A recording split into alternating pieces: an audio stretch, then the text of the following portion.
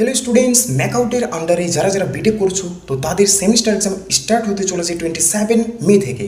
তো আমি আজ তোমাদের লাস্ট মুহূর্তে কয়েকটা টিপস দিচ্ছি যাতে কিনা তোমাদের সেমিস্টার এক্সাম খুব খুব খুব ভালো হয়। ঠিক আছে, তো নাম্বার ওয়ান হচ্ছে ম্যাকআউটের অর্গানাইজার পাওয়া যায়। ঠিক আছে, সেখানে পিআইকিউ সমস্ত ধরনের কোশ্চেন উইথ সলভ দেওয়া থাকে। সেই তোমরা অর্গানাইজারের যে পিআইকিউগুলো ভালো করে রিভিশন করো।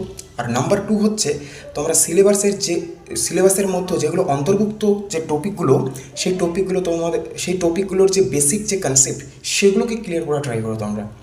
আর কলেজ থেকে প্রোভাইড করা সাজেশন বা কোনো ইউটিউবারদের যে সাজেশন, সেই সাজেশনটা একবার ফলো করবে। সাজেশন যে কোশ্চেনগুলো সেগুলো সলভ করবে। আই থিঙ্ক এই তিনটা পয়েন্ট যদি তোমরা ভালো করে যদি লক্ষ্য রাখো, আর এই তিনটা পয়েন্ট যদি তোমরা সঠিকভাবে যদি পালন করো, আই থিঙ্ক তোমাদের এক্সাম খুব খুব ভালো হবে।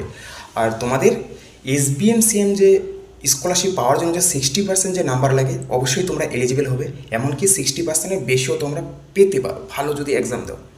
ঠিক আছে, আর সেমিস্টার এক্সামে কোনোদিনও খাতা ফাঁকা রাখবে না, যা পাবে বানিয়ে লিখবে। ঠিক আছে, তো এটাই ছিল আমার লাস্ট মুহূর্তের সেমিস্টার এক্সামের কিছু ট্রিক্স, কিছু টিপস ভালো নাম্বার পাওয়ার। তো ওকে, বাই।